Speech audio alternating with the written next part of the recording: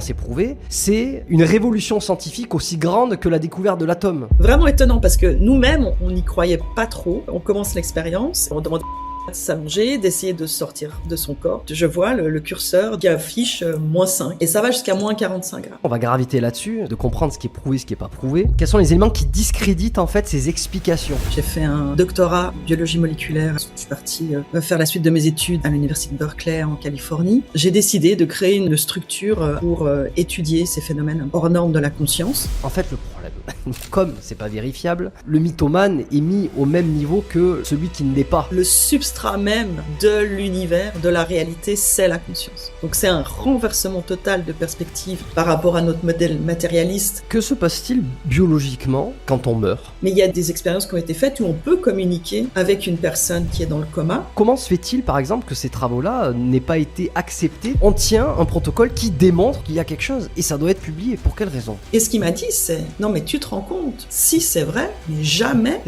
j'oserais publier ça ».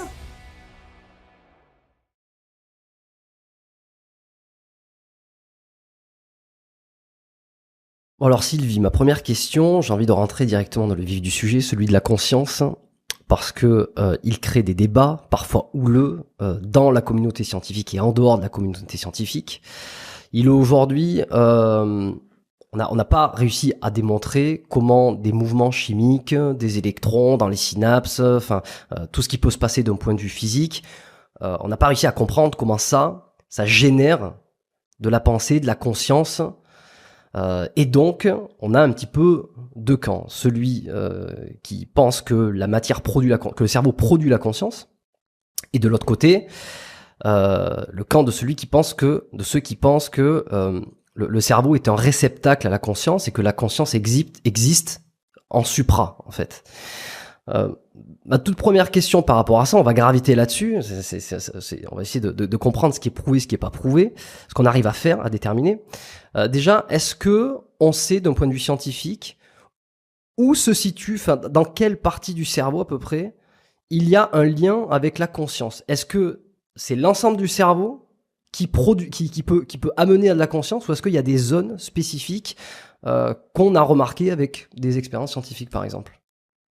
Non, on peut pas déterminer une zone. Ce que l'on peut faire, en fait, c'est que on établit des corrélations. En fait, on pense à quelque chose et une certaine zone du cerveau ou plusieurs zones vont s'activer. Où on fait un travail mental, on réfléchit à quelque chose et d'autres zones vont s'allumer. Donc, et finalement, ça s'est réparti de manière quand même assez globale. Donc, ce sont des corrélations. C'est tout ce qu'on peut dire. C'est que quand on pense ou quand on est dans un certain état mental, certaines zones du cerveau vont s'allumer.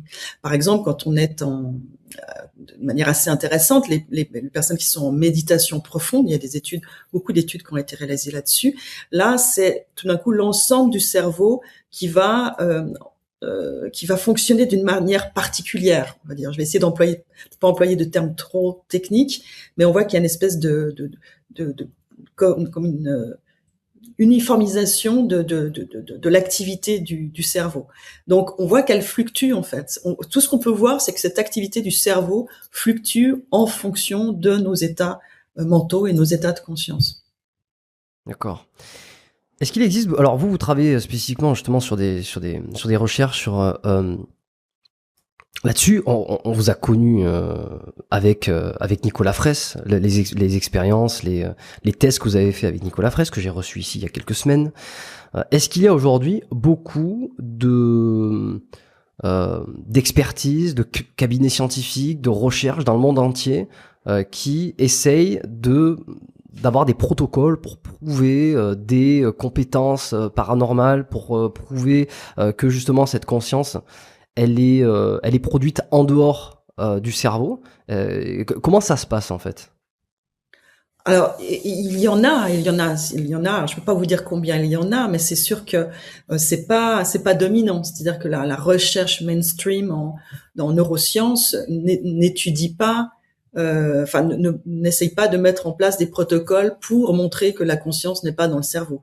Ce qui est dominant, c'est plutôt ce postulat que l'activité cérébrale serait à l'origine de la conscience. Donc, tous les protocoles sont designé dans ce sens-là. Donc, on n'avance pas beaucoup parce que ils savent déjà ce qu'ils veulent prouver, donc le protocole est biaisé à la base. Mais il y a effectivement des laboratoires. Il y en a aux États-Unis, il y en a en Europe. Il y a des gens, bien sûr, il y en a de plus en plus qui se posent cette question parce que, je veux dire, ça fait quand même des décennies qu'on traque en fait ce phénomène de la conscience. Et comme vous l'avez dit au début, on n'a pas le moindre début d'explication de comment quelque chose de très matériel, hein, comme une activité chimique avec les neurotransmetteurs ou l'activité électrique, pourrait générer un phénomène immatériel, abstrait et totalement subjectif comme la conscience. Donc il y a quand même de plus en plus de scientifiques, notamment des très grands scientifiques, hein, je pense par exemple à Christophe Corr qui est à Seattle, qui a un institut là-bas, qui dirige un institut là-bas, qui est une sommité dans le monde des neurosciences et qui qui a passé toute sa vie dans ce paradigme bien matérialiste. Il a commencé ses travaux, il travaillait avec Watson, qui est un des découvreurs de la double hélice d'ADN, et ensemble ils ont essayé de travailler sur ce sujet de la conscience. Et lui, il coupait le cerveau des petits singes en morceaux, il leur retirait des petits morceaux pour essayer de voir s'ils perdaient de la conscience. Pour dire qu'il était vraiment dans quelque chose une démarche extrêmement matérielle. Et puis, au bout de 20 ans de carrière, il a commencé à se dire, on la trouve pas et on la trouvera probablement jamais. Et maintenant, il défend en tout cas, il n'est pas forcément, et je trouve qu'il a une super démarche, c'est-à-dire qu'il dit pas, on s'est trompé, forcément la conscience est hors du cerveau, mais il dit, on a tout à gagner à essayer d'envisager une autre voie et de se dire, peut-être qu'on a fait fausse route, peut-être que la conscience n'est pas produite par l'activité cérébrale, peut-être qu'elle est partout. Lui, c'est son modèle. C'est une propriété de la matière. Lui, il le voit comme ça, comme une sorte de propriété qui serait apparue dans l'univers en même temps que la matière. Et en explorant cette voie, de toute manière, même si on a tort, on va apprendre des choses. Parce que de toute façon, là, on est bloqué. Ça fait des années et des années qu'il n'y a pas d'avancée dans le domaine de la conscience. Et il dit, on n'avance pas. Donc, autant explorer une autre voie. Et quels sont les biais, justement, dans les expériences actuelles et passées qui affirment que c'est l'activité cérébrale qui produit la conscience? Si vous voulez, quand on fonctionne dans un paradigme, qui est comme actuellement le paradigme matérialiste, ça biaise tout, en fait. Ça biaise, comme je l'ai dit avant, la façon dont on va concevoir un protocole. Ça va biaiser l'interprétation aussi des résultats. Parce que quand on voit une corrélation entre une activité cérébrale et puis un état mental, il y a absolument rien qui nous permette de dire que c'est l'une qui est la cause de l'autre. C'est juste une corrélation. Donc c'est de l'interprétation, par exemple, de dire, voilà, le cerveau s'allume à cet endroit-là, c'est lui qui a créé l'état mental. Par exemple, je pense à, je sais pas, j'imagine que je suis en train de faire un match de tennis ou bien de boire une bière. Tiens, il y a telle zone qui s'allume. Donc, c'est parce que la zone s'allume que je pense à ça. C'est pas très logique, en fait. On pourrait très bien dire, c'est parce que j'ai pensé à ça que cette zone s'allume et que c'est la conscience qui va créer l'activité cérébrale. Donc, c'est là où est le biais. C'est qu'on est dans l'interprétation de résultats. Et on peut tout à fait les interpréter autrement. Alors moi, je pourrais dire, par exemple, quelqu'un qui est dans le coma ou quelqu'un qui est décédé, l'activité cérébrale est réduite à néant. A priori, quelqu'un qui est dans le coma n'a plus de conscience. Elle ne pense plus, elle ne réfléchit plus, il n'y a rien qui se manifeste. De la même façon que lorsque quelqu'un est mort. Alors, on va revenir sur, évidemment, les expériences de mort imminente, les sorties de corps, tout ça. Mais c'est juste pour... c'est ce qui me fait réfléchir sur le fait de la corrélation qu'il y a entre les deux. Ou en tout cas, quelle est la cause et quelle est la conséquence? Si on coupe l'une, l'autre se coupe aussi. Si on coupe l'activité cérébrale? Si on coupe l'activité cérébrale, visiblement, la conscience s'éteint également. Alors déjà, par exemple, pour le coma, il y a différents stades de coma. Parce qu'il n'y a vraiment plus aucune activité cérébrale, c'est ce qu'on appelle le coma dépassé, c'est la mort cérébrale. Mais dans le coma, il y a quand même une activité qui peut être vraiment très très faible. Mais il y a des expériences qui ont été faites où on peut communiquer avec une personne qui est dans le coma. Donc, elle a l'air inconsciente. Elle a l'air vraiment totalement inconsciente, mais on peut, il y a des expériences qui ont été faites à Liège où on peut poser une question à la personne et en lui disant pour dire oui, pensez justement à telle chose parce qu'on sait que c'est telle zone du cerveau qui va s'allumer. Ou si vous voulez dire non, ben pensez à autre chose, une autre chose. On sait quelle zone du cerveau va s'allumer et on peut communiquer comme ça avec une personne dans le coma. Donc voilà, l'activité est extrêmement perturbée, est diminuée, mais on voit qu'il y a quand même une forme de conscience. Après, alors on va revenir aux expériences de mort imminente. C'est toute la question. Est-ce que une personne qui a fait un arrêt cardiaque, on sait que normalement, au bout d'une quinzaine de minutes, il n'y a plus d'activité cérébrale et qui rapporte une expérience foisonnante de détails, une expérience de mort imminente foisonnante avec plein d'éléments, quand est-ce qu'elle s'est passée? Et ça, c'est toute la problématique parce que après ou avant la mort, quoi. Voilà. C'est ça. Est-ce que pour les sceptiques, on va dire, eux, ils pensent que c'est juste avant que l'activité cérébrale s'arrête ou au moment où elle a repris. Et c'est vrai que c'est très difficile à dire. Alors des fois, il y a des éléments comme par exemple une sortie de corps où la personne va pouvoir décrire ce qui s'est passé alors que son cerveau était arrêté. Là, ça devient compliqué, effectivement, parce que là, il y a un timing qui est possible. Mais il n'y a pas suffisamment de cas pour que on puisse vraiment dire que c'est une preuve irréfutable d'un point de vue scientifique. Mais il y a quand même de nombreux cas où les gens, voilà, vont décrire des choses qui se sont passées alors que leur cerveau était éteint. Mais ça n'a pas pu être fait dans un cadre monitoré, on va dire, forcément scientifiquement. Donc, pour les sceptiques, il y aura toujours le doute. Je vous coupe une petite minute pour vous faire passer un message important. Depuis les débuts du podcast, j'ai enregistré plus de 300 épisodes avec les meilleurs experts, médecins, scientifiques de leur domaine, ce qui m'a donné au fil des années accès à une quantité énorme d'informations et de recommandations. Des informations que je ne partage nulle part publiquement. Enfin, presque nulle part. Car depuis plusieurs années, il y a un endroit où je partage tout ce que je ne dis nulle part ailleurs. Ça s'appelle la lettre biomécanique et pour faire simple, c'est un petit peu la version cachée du podcast. Chaque début de mois, j'y partage les découvertes les plus intéressantes que je fais en termes de santé et de longévité, mais également les coulisses du podcast, des sujets, des prises de position que je ne développe jamais dans les épisodes, sans oublier mes meilleures recommandations de livres, de films, de documentaires qui m'ont personnellement marqué et qui méritent vraiment votre attention. Et c'est d'ailleurs sur ce canal que je fais certaines annonces en avant-première. C'est gratuit, ça se lit facilement, c'est moi qui la rédige personnellement, c'est pas une intelligence artificielle. Et si ça ne vous plaît pas, vous pouvez vous désinscrire en un seul clic. J'envoie chaque lettre qu'une seule fois, par email, en début de mois généralement. Et si vous n'êtes pas déjà inscrit, vous avez déjà loupé toutes les précédentes. Alors pour ne pas louper la prochaine, cliquez sur le dernier lien dans la description pour vous inscrire à la lettre biomécanique et rejoindre les coulisses du podcast. Bon, je pense que ça peut être intéressant d'essayer de définir, enfin d'expliquer ce que c'est que la conscience. Je vais démarrer avec mon idée de ce qui me semble être la conscience, et puis vous allez me dire si elle est plus ou moins juste et évidemment l'étayer en fonction. Quand je pense à conscience, j'ai la sensation que c'est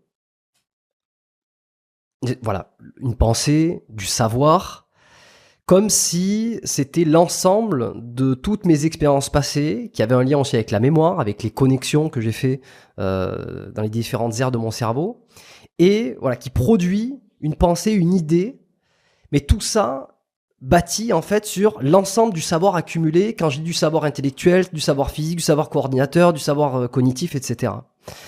Ce qui fait que le mot conscience me semble très difficile à détacher du savoir. Et c'est pour ça que dans ma perspective, il y en a beaucoup qui vont d'ailleurs me dire que je suis trop étriqué. Je suis là pour ça. Je pose des questions. Peut-être que ça va me détriquer justement. Dans ma conception, tout ce que je sais et toutes mes pensées, mes idées qui émergent de mon cerveau sont une résultante de tout ce que j'ai accumulé dans mes synapses et dans mes neurones et dans mes aires cérébrales. Voilà. Est-ce que ça vous paraît juste? Est-ce qu'il manque un élément qui justement dirait non, là c'est pas suffisant, il y a d'autres choses? Ah oui, pour moi, ce que vous décrivez là, c'est l'activité du mental. C'est le mental qui pense, qui réfléchit, qui se souvient, qui va chercher des informations, et ça, c'est lié effectivement en partie, en tout cas, à l'activité de votre cerveau. Mais est-ce que ça vous est jamais arrivé, par exemple, vous vous réveillez le matin, vous êtes encore dans votre lit, vous ouvrez les yeux, il y a ce moment de vide, c'est-à-dire que vous êtes conscient, mais vous savez plus où vous êtes, qui vous êtes, et il y a absolument aucune pensée. Ça vous est jamais arrivé? Je pense que ça arrive quand même à beaucoup de gens. C'est-à-dire une conscience pas souvent, mais... sans contenu. Ça vous est pas arrivé? Non, mais je vois à peu près la sensation, mais ça va durer une fraction de seconde et Ah oui, j'imagine c'est une que ça fraction va de être seconde. le post-sommeil, quoi. C'est le temps ça, oui, mais ça, c'est la conscience. Ça, c'est la conscience pure. La conscience, elle n'est pas liée à un contenu. Ça, c'est comme on l'a défini actuellement en neurosciences. Mais par exemple, les gens, enfin, moi, je fais de la méditation depuis longtemps et vous pouvez demander à n'importe qui fait de la méditation. En méditation, vous arrivez dans des états où vous êtes extrêmement conscient, mais où il n'y a pas de contenu, où il n'y a pas de pensée, où il n'y a pas de je suis, où il n'y a pas il n'y a pas tout ça. Ça, c'est la conscience. Et ça, c'est une expérience. Ça serait quoi? Ça serait une espèce de fréquence, de tube vide. Les idées viendraient remplir ce tube, par exemple. Ça serait un tube.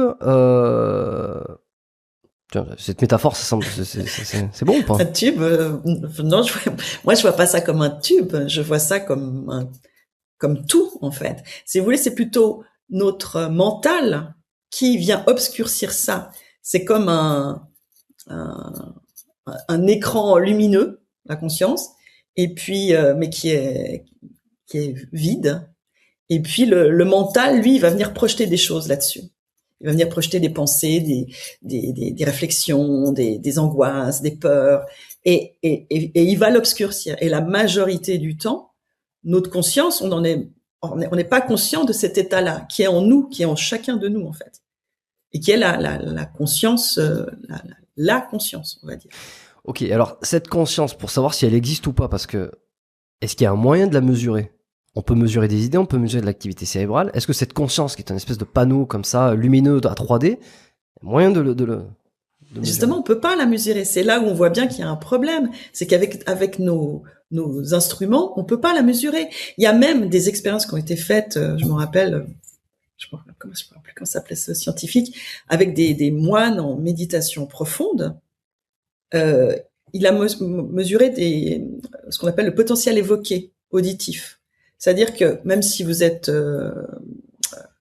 dans un état justement calme ou même de relaxation, si on fait sonner quelque chose près de votre oreille, il va y avoir quelque chose dans votre cerveau.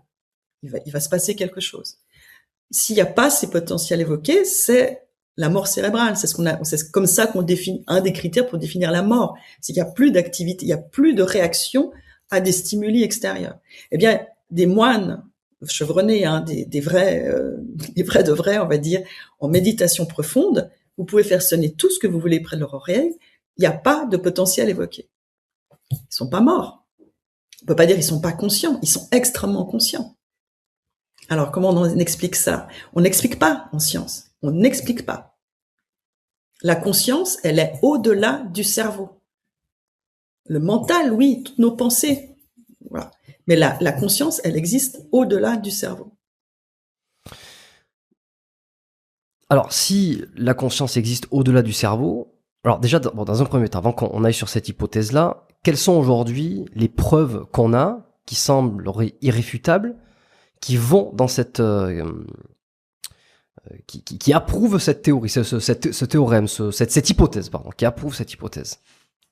Il n'y a pas de preuves irréfutables actuellement.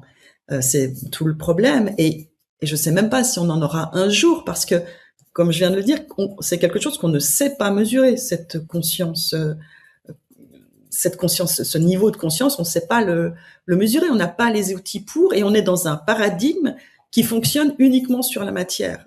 Donc, tant qu'on est enfermé dans ce paradigme matérialiste, on ne pourra pas prouver. On ne peut pas prouver quelque chose qui réfute un paradigme en restant dans le paradigme. Il faut forcément en sortir. Il faudrait inventer autre chose. Et sincèrement, je ne sais pas si c'est possible. Moi, tout ce que je constate après 25 ans, même depuis le début, disons près de 30 ans de recherche, c'est que les seules preuves qu'on peut avoir, c'est par l'expérience directe. C'est-à-dire que quand vous le vivez, vous vous rendez bien compte que ça n'a rien à voir avec l'activité de votre cerveau. Donc c'est des expériences de l'intérieur. Et c'est ce que disent toutes les grandes traditions spirituelles, c'est que c'est des états qu'on ne peut approcher. On peut pas les approcher de l'extérieur avec l'intellect, mais on peut les approcher de l'intérieur par l'expérience subjective. Mais c'est pas une preuve. Ce sera une preuve peut-être pour vous, mais elle est quasiment impossible à communiquer. En plus, c'est des états qui sont très difficiles à communiquer. Donc non, là, je vais vous décevoir, mais actuellement, scientifiquement, on n'a pas de preuves, et je suis pas sûre qu'on en ait un jour. Peut-être, hein, mais il va falloir qu'on fasse un gros saut quantique au niveau de notre recherche. Dans ce paradigme où la conscience est supra, le cerveau, donc l'idée c'est que le cerveau servirait de réceptacle pour cette conscience, d'antenne, de quoi, de traduction pour qu'elle s'exprime. Là, il y a différents modèles à partir de là. Là, ça devient très très complexe. La vision où le cerveau est une antenne simplement ou un récepteur, je la trouve un petit peu basique, un petit peu trop simple en fait. Par rapport à l'ensemble des témoignages qu'on a. Et il y a un modèle en particulier qui est défendu par un scientifique aussi très très réputé, qui a vraiment qu'on va jamais être traité comme un farfelu, qui s'appelle Bernardo Kastrup, qui est ce qu'on appelle l'idéalisme métaphysique, qui postule qu'en fait le substrat même de l'univers, de la réalité, c'est la conscience. La conscience, c'est tout. Et tout découle de la conscience. Donc c'est un renversement total de perspective par rapport à notre modèle matérialiste qui dit que tout dans notre réalité est fait de matière ou découle de la matière. Là, c'est le contraire. Tout est conscience et découle de la conscience. Et donc ce modèle, en fait, la matière n'est qu'une autre forme de la conscience. Donc, c'est la matière, la conscience donne forme, crée la matière, et ensuite peut venir l'habiter si on veut, mais c'est plus complexe que ça. On a tous été bercés, on a tous appris un petit peu le système d'évolution, le système darwinisme, la matière évolue, il y a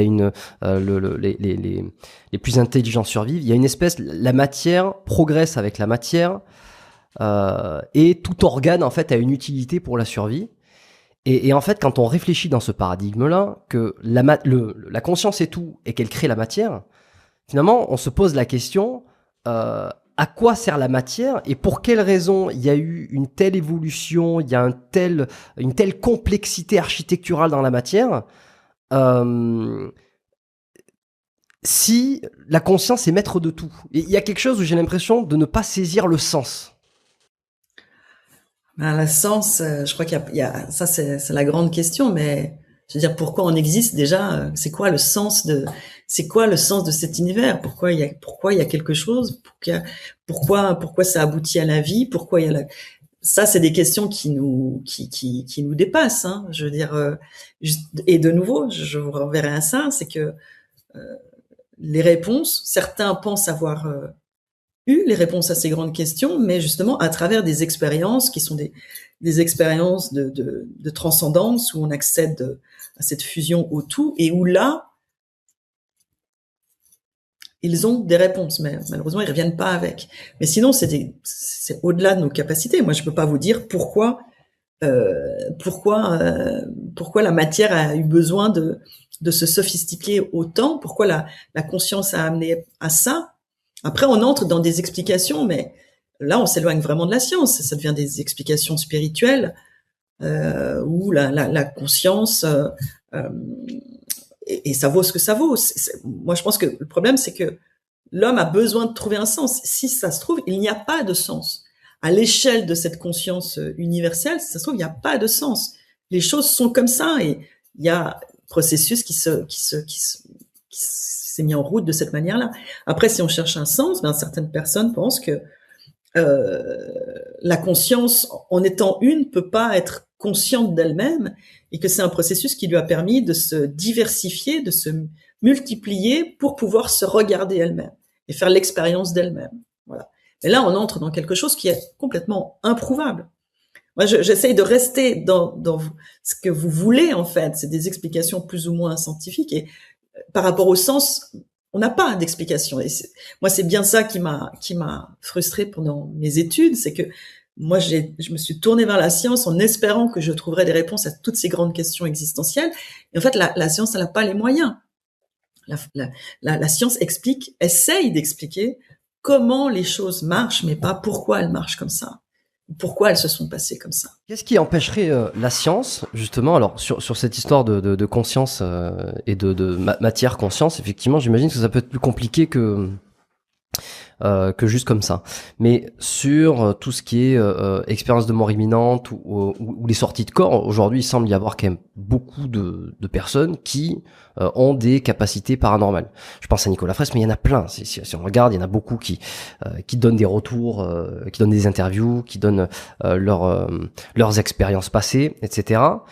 Le sujet étant tellement énorme, une découverte là-dessus, ça ferait du bruit. Et d'ailleurs, vous avez vous-même tenté justement d'essayer d'avoir un protocole, de cadrer les choses pour essayer de faire avancer des faits, des données qui pourraient être validées par la science. Comment se fait-il que ce sujet-là, avec un potentiel aussi énorme, ne soit pas plus pris en main par des études scientifiques qui, pour le coup, sont très protocolaires, validées dans leur manière de faire, qui pourraient être publiées?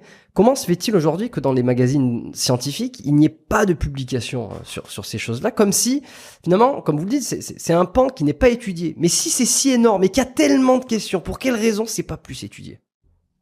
Parce que quand vous avez un laboratoire de recherche, vous devez faire des demandes de fonds pour pouvoir mener des études, et que si vous demandez de l'argent pour dire je vais essayer de vérifier si les sorties hors du corps ne sont pas des hallucinations et si effectivement la conscience peut aller se balader à l'extérieur, vous êtes sûr que vous n'aurez pas vos crédits de recherche. C'est pas plus compliqué que ça. Il y a des sujets qui sont tabous, il y a des sujets qui sont sulfureux, il y a des sujets qui peuvent ruiner votre réputation et votre carrière. Donc, la majorité des scientifiques dans ces domaines-là sont frileux. Il y en a que ça intéresse, mais ils savent pas trop comment ils pourraient faire. Donc, je dis souvent, la recherche dans ce domaine-là, elle est sclérosée parce que il y a des sujets qui sont de bon ton, sur lesquels il est de bon ton de faire des recherches, puis d'autres, on peut pas. C'est dramatique. Il y a une espèce de chape de plomb là-dessus, et c'est pas plus compliqué que ça, hein. Ça soulèverait en fait de telles remises en question. Je pense que c'est derrière tout ça, il y a des enjeux d'argent, ça c'est sûr, parce qu'il n'y a pas de il y a pas d'application directe pour l'instant. On voit pas comment commercialement on pourrait en faire quelque chose. Donc déjà ça intéresse pas beaucoup parce qu'en général les financements c'est pour qu'il y ait un retour sur investissement. Et puis en plus c'est plutôt ce qu'on appelle la recherche fondamentale. Ça remettrait en question tout ce qui a été fait et dit jusqu'à maintenant. Donc vous voyez, il y a des carrières qui se sont construites sur ce modèle dominant. Si tout d'un coup tout ça s'écroule, il faudrait revoir tout à la base. Donc on veut pas que les choses changent. Il y a une sorte d'inertie, mais ça c'est très très humain. On veut pas que les choses changent. On veut avoir l'impression qu'on maîtrise et qu'on connaît à peu près. Et voilà, on a établi un modèle, et pourtant ce modèle matérialiste, il se fissure de toutes parts, et on préfère dire et affirmer, comme si c'était de manière assez péremptoire, que tous ces gens hallucinent. Ce qui est quand même incroyable de dire qu'il y a une énorme partie de la population, alors qu'ils sont sains d'esprit, ces gens, ils ont une vie tout à fait normale. Non, mais ce sont des hallucinations. On préfère dire ça plutôt que de se pencher sur la question. Moi, Alors, j'ai étudié un peu le sujet, j'ai étudié évidemment, alors c'est pas la première fois que j'enregistre un épisode où on parle un peu de ces sujets-là. Je pense à Philippe Guimand, je pense à Dr Philippe Bobola aussi. Voilà, on a gravité autour de ces sujets qui sont assez touchy. Je me suis aussi beaucoup intéressé évidemment à ce que disent les sceptiques, quels sont les arguments, quels sont les contre-arguments. Il y a quelque chose que j'entends souvent, c'est pas tant de rejeter en bloc ou de dire que tous ces gens hallucinent, c'est plutôt est-ce qu'aujourd'hui il n'y a pas plein de plein d'autres possibilités qui expliquent ces retours d'expérience, hormis le fait qu'il y aurait une conscience supérieure. C'est-à-dire que les explications peuvent être extrêmement nombreuses, ou en tout cas elles peuvent être multiples, et l'une d'entre elles serait effectivement que la conscience existe en dehors, que ces gens puissent effectivement faire des sorties de corps ou puissent avoir des vrais EMI. C'est possible, mais c'est une des possibilités, et souvent c'est ça qu'il en ressort parmi ces sceptiques, j'ai l'impression, qui critiquent plutôt le fait que on attribue ces capacités-là à uniquement le fait d'avoir qu'il existe un invisible, en fait. Qu'est-ce que vous répondez à ça, par exemple, ou quelle est votre démarche par rapport à ces discours? Alors, moi je dirais que postuler que la conscience n'est pas produite par le cerveau, ça permet d'expliquer l'ensemble de tous ces phénomènes. Donc c'est l'explication qui est la plus probable. Après, moi je dis ok, il y a peut-être d'autres explications, mais alors creusons. Vous n'êtes pas d'accord? Mais alors étudiez le sujet, proposez des hypothèses alternatives et puis testez-les. Parce que le problème avec cette hypothèse d'une conscience unique qui serait partout, pour l'instant, on n'a pas les moyens de la tester, on n'a pas les moyens d'apporter des preuves. Mais s'il y a d'autres explications, alors, ok, moi, pourquoi pas? Mais alors qui se donnent les moyens d'aller étudier ça et puis de dézinguer l'une après l'autre toutes ces hypothèses. Mais c'est pas fait. Parce que c'est facile de dire, oui, mais il y a d'autres explications. Ah oui, mais lesquelles? Amenez-les. On l'a vu pour les expériences de mort imminente. Moi, c'est la première chose que j'ai fait quand j'ai commencé à m'intéresser au sujet, c'est que j'ai passé en revue toutes les explications qui étaient soi-disant, qui permettaient d'expliquer les expériences de mort imminente. Et je les confrontais aux témoignages. Et quand je les confrontais aux témoignages, je me disais, mais ça tient absolument pas la route. Il n'y en a pas un qui avait rencontré des expérienceurs. Il n'y en a pas un ça avait été présenté comme ça à la va-vite. C'est pas comme ça qu'on fait de la recherche. C'est pas en disant, oui, mais on peut expliquer ça comme ça. Il faut effectivement, après, aller sur le terrain, aller se confronter, aller voir des gens et voir si ça tient la route. C'est pas le cas. Donc, moi, pourquoi pas? Moi, je dis, le problème, c'est comme je disais avant, c'est que ce soit sclérosé, c'est qu'on n'avance pas. C'est qu'il y a d'un côté ceux qui disent, non, tout est dans le cerveau. De l'autre côté, certains qui disent, oui, mais moi je dis on n'a pas de preuves scientifiques. Moi je le pense profondément, mais pour d'autres raisons, que la conscience est unique et partout, mais c'est par rapport à des expériences personnelles. Mais scientifiquement, on n'a pas de preuves, donc on peut pas dire c'est prouvé. Donc il faudrait pouvoir avancer sur le terrain, mais que de part et d'autre, il faudrait pouvoir collaborer. Et puis il y a pas, pour l'instant c'est pas possible. Je reviens juste sur les études justement qui pourraient peut-être amener à faire progresser le débat sur le financement. Il m'est arrivé d'entendre des personnes dire que par exemple prouver que quelqu'un est capable de sortir de son corps et d'aller regarder de l'autre côté d'une pièce, ça demande très peu de moyens financiers et d'ailleurs c'est ce que vous avez essayé de faire avec Nicolas Fraisse, c'est de le mettre dans une situation pour voir si il arrivait à trouver des réponses. Voilà, ce qu'il y avait sur un écran de l'autre côté du mur. Et que ça serait assez...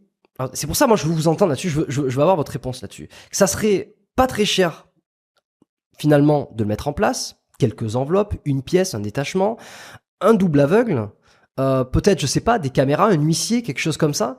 Et qu'en fait, il serait... Voilà. Et alors, comment se fait-il, par exemple, que ces travaux-là n'aient pas été acceptés, n'aient pas pu être publiés, si en fait tout le protocole est carré et véridique, et il y a rien à dire, on tient une preuve. Enfin, on tient un protocole qui démontre qu'il y a quelque chose, et ça doit être publié. Pour quelle raison? Alors, là aussi, moi j'ai entendu tout et n'importe quoi. Moi, je n'ai pas essayé de publier ces résultats. Parce que je viens du monde de la science. J'ai publié, j'ai fait des soumissions, je sais comment ça se passe. Et je sais très bien que dans l'état actuel, on n'aurait pas passé la première barrière. C'est-à-dire que quand vous envoyez un article, il va arriver chez ceux qui réceptionnent les articles et qui vont estimer si votre article il mérite voilà, il est dans la ligne, on va dire, éditoriale du journal. Est-ce qu'il est dans ce qui intéresse le journal? Et s'il il est accepté, là, il va être envoyé à ce qu'on appelle des reviewers. C'était des gens du domaine concerné qui vont estimer la qualité du travail. Il faut passer cette deuxième barrière pour que ce soit publié. Pas du résultat, faut savoir, du protocole. Hein. Ils vont pas juger, ils vont pas juger si ça doit être publié ou pas en fonction des résultats, c'est en fonction du protocole. Il y a pas de biais sur. De tout. Quand on écrit un article scientifique, il y a une introduction, il y a le protocole, il y a les résultats et il y a l'interprétation des résultats et la conclusion.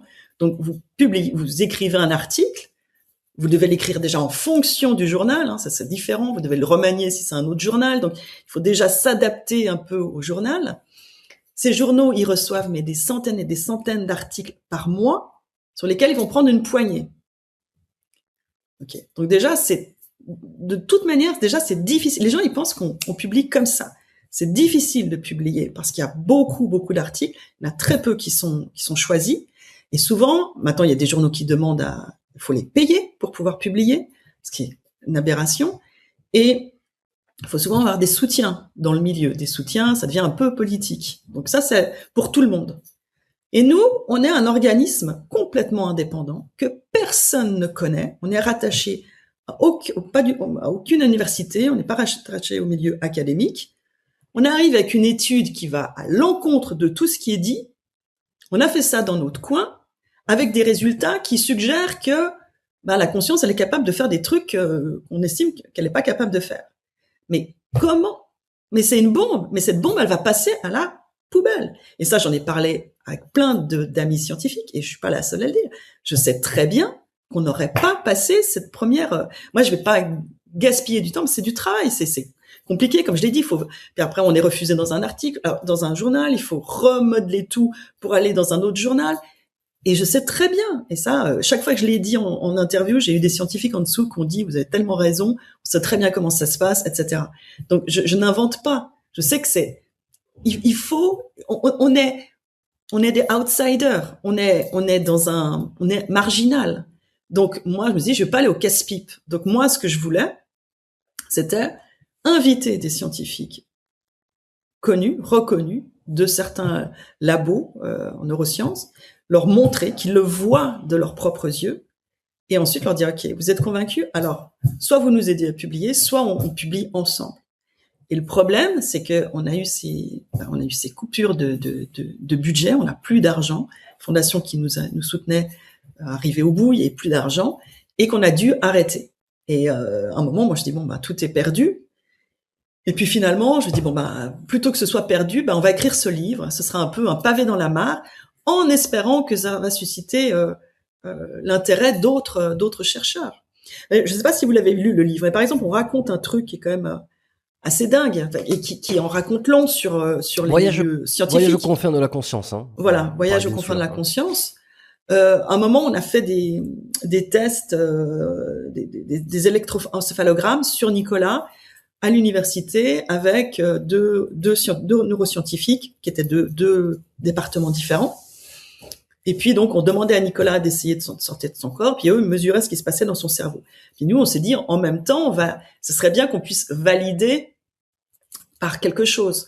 Donc on l'a fait un peu avec les moyens du bord. On s'est dit il y a des fortes chances qu'ils se baladent dans l'université, donc on s'était posté à plusieurs dans l'université pour voir, prendre des photos de choses qui pouvaient être incongrues et qu'il aurait pu voir. Bon. Nicolas a fait des sorties de corps, mais il est tout de suite sorti de l'université. Donc il faut quand même dire Nicolas n'était jamais entré dans cette université, on était entré par l'entrée principale, et là il nous dit moi je suis passé par une porte qui est derrière, et il décrit qu'il a tourné et qu'il est allé, il a dit là il y avait un fleuve et j'ai avancé sur une 50aine de mètres sur le fleuve, et là j'ai vu une grande affiche d'un chat sur un fond violet, d'un chat, un chat noir sur un fond violet. Bon, il revient avec cette information, le truc a pas marché dans l'Uni, les scientifiques, très intéressés par ce qu'ils ont vu dans son cerveau, ça c'est pas la question. Mais voilà, on s'est dit on n'a pas de validation. Et on finit nos tests, ensuite on s'en va.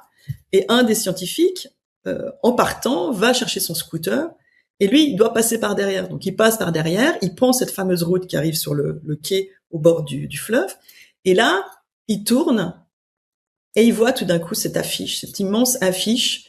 En fait, c'est pour un cabaret à Genève qui s'appelle le Chat Noir, effectivement d'un chat noir sur fond violet.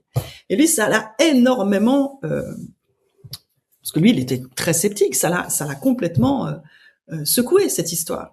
Mais il m'a téléphoné, et ce qu'il m'a dit, c'est non, mais tu te rends compte, si c'est vrai, mais jamais j'oserais publier ça. Voilà, ça résume bien l'ambiance qui règne actuellement en science. C'est-à-dire que même lui, s'il voit quelque chose et il constate quelque chose, il s'est dit, je suis mort. Si je publie ça ou j'essaye de publier ça, je suis mort. Ma carrière est morte. Voilà. Est-ce que le protocole qui a utilisé avec Nicolas, par exemple, ou que vous avez déjà utilisé dans des expériences, est-ce que, là en l'occurrence, est-ce qu'il était irréprochable ou il y avait des choses qui pouvaient être contestées? Alors, celui avec les 2 ordinateurs qu'on a mis au point pour les sorteurs du corps, franchement, il y a personne qui nous a, parce qu'on a été beaucoup attaqués. Celui-ci n'a pas été attaqué, on n'a pas eu personne n'a pu mettre en évidence une faille. La seule chose qu'on nous a dit, c'est, mais bon, vous étiez tous de mèche, et c'est truqué. Voilà. En dernier recours, c'est toujours ce qu'on nous dit. Mais franchement, ce protocole, il a été vraiment étudié. C'est un double aveugle parfait. Nous, on sait absolument pas ce qui se passe dans la pièce d'à côté. Tout est fait avec ces ordinateurs qui ne sont pas en plus sur les réseaux, qui sont des ordinateurs simplement qui sont en contact l'un avec l'autre. La pièce est fermée à clé, les stores baissés. On peut pas avoir quelqu'un de l'extérieur qui va voir quelque chose qui pourrait nous donner l'information. Enfin, non, tout était vraiment pensé. Celui-ci, il était vraiment très béton, on va dire. Et c'est dommage. Voilà. Après, moi, on a toujours été très honnête. Moi, j'ai dit, avec ce protocole, on prouve que Nicolas est capable d'avoir des informations dans une pièce adjacente sans pouvoir y avoir accès par ses sens physiques ou par d'autres moyens. Mais on n'a pas prouvé que sa conscience s'est délocalisée. On pourrait très bien imaginer, par exemple, que c'est une forme de vision à distance ou de voyance et qu'il a accès à ces informations, mais sans que sa conscience se déplace. Ça, voilà. Nous, ce qu'on a éliminé, c'est tous les phénomènes de télépathie. Mais lui, après, c'est son expérience subjective. Parce qu'il fait aussi de la vision à distance. Des fois, il a des phénomènes un peu de voyance, on va dire clairvoyance. Mais là, il a cette sensation de s'être déplacé, de s'être retrouvé dans la pièce d'à côté. Mais c'est subjectif. Nous, objectivement, en tant que scientifiques, honnêtement, on n'a pas pu le mettre en évidence. Et ça, c'était la deuxième partie du protocole pour laquelle on avait plein d'idées, de choses qu'on aurait mis en place pour essayer de croiser différentes approches et pouvoir mettre en évidence qu'il y avait quelque chose qui s'était vraiment déplacé dans la pièce d'à côté. Voilà. Est-ce que des recherches ou des tests, des études comme ça, vous pensez que il va y avoir dans le futur justement suffisamment un protocole suffisamment encadré avec des témoins? Enfin, je sais pas trop comment ça fonctionne. À partir de quand on considère que là tout est carré et là c'est pas trop carré? J'imagine qu'il doit y avoir des règles spécifiques lorsqu'on fait des tests. Mais est-ce que on va finir par le montrer? Moi, j'ai quand même cette conviction profonde. Alors peut-être que je me trompe, mais c'est vrai que je pense, j'ai une façon de penser plutôt où vont les intérêts, à qui profiterait le crime entre guillemets. Sur une découverte, en tout cas le fait de prouver que quelqu'un a vu de manière irréfutable, c'est une bombe. Le journal qui va publier ça, le directeur du journal qui va publier ça, il sait que sa carrière va exploser. Alors, elle va exploser. Bon, elle va exploser en termes de popularité. C'est une découverte. Je m'étais noté ça. Probablement que le moment où on va prouver, on va démontrer effectivement que la conscience est détachée, et qu'il y a des gens qui peuvent voir à distance et que vraiment c'est prouvé, je me suis noté probablement une révolution scientifique aussi grande que la découverte de l'atome. Ouais. Ah oui, ce serait une révolution scientifique, ça remettrait en question mais tellement de choses. Bien sûr, et moi je pense que on va y arriver. Enfin, pas nous, hein, parce que moi j'ai donné, j'ai plus cette envie-là à tout prix avec des moyens dérisoires d'arriver à ça, mais je suis convaincue que la science va vers ça. Pour moi, le changement de paradigme, il a déjà commencé. On va vers ça. Ça va prendre encore, je sais pas, peut-être 2 décennies ou peut-être 3, j'en sais rien. Mais c'est sûr, c'est sûr. Il y a de plus en plus quand même de scientifiques qui s'intéressent à ça et qui se rendent bien compte que il y a plein de choses, d'anomalies qu'on peut pas expliquer avec ce modèle en place. Donc il y a finalement, petit à petit, il y aura les moyens. Il y a peut-être des chercheurs qui ont déjà des labos bien installés, qui vont peut-être faire ça en marge, mais qui ont au moins le matériel, qui ont les locaux, qui ont tout ce qu'il faut et qui pourront faire ça d'abord, je veux dire, sur leur temps libre et puis petit à petit, qui vont pouvoir, qu'ils auront des noms qui seront tellement connus. Enfin, il faut qu'il y en ait un qui ose en fait. Il faut qu'il y en ait un qui ose. Mais je suis sûre, bien sûr, c'est inévitable. C'est inévitable. On va toujours vers le progrès. Et pour moi, c'est un progrès énorme. Le jour où on va se rendre compte que la conscience, c'est bien plus qu'une sorte d'épiphénomène de l'activité cérébrale et de la matière. Mais ça va avoir des implications tellement énormes que ça fait peur. Ça remet en question beaucoup de choses. Que se passe-t-il biologiquement quand on meurt? Au niveau du cerveau, au niveau des neurones, qu'est-ce qui se passe? Est-ce que tout s'éteint petit à petit? Est-ce que tout s'éteint d'un coup? Est-ce que l'activité est-ce qu'il y a un dernier sursaut d'activité? On a entendu ça aussi, où l'activité cérébrale ça s'arrête et puis il y a quand même un dernier sursaut avant que ça s'éteigne complètement. Est-ce que vous pouvez me l'expliquer comment ça fonctionne? Ben il y a déjà d'abord scientifiquement, justement, ça permettra de, ouais. d'abord de ce qu'on sait matériellement, ça permettra de faire le pont ensuite. Il y a déjà le cœur va s'arrêter, donc assez vite il y aura plus d'apport d'oxygène dans le cerveau, donc l'activité cérébrale va s'arrêter parce que le cerveau va se mettre dans un mode survie, c'est-à-dire qu'il va essayer de pas utiliser son énergie pour des activités pour pouvoir maintenir l'intégrité en fait de ses cellules. Donc il y a un laps de temps où il se passe rien. Ça va peut-être durer 1 ou 2 minutes.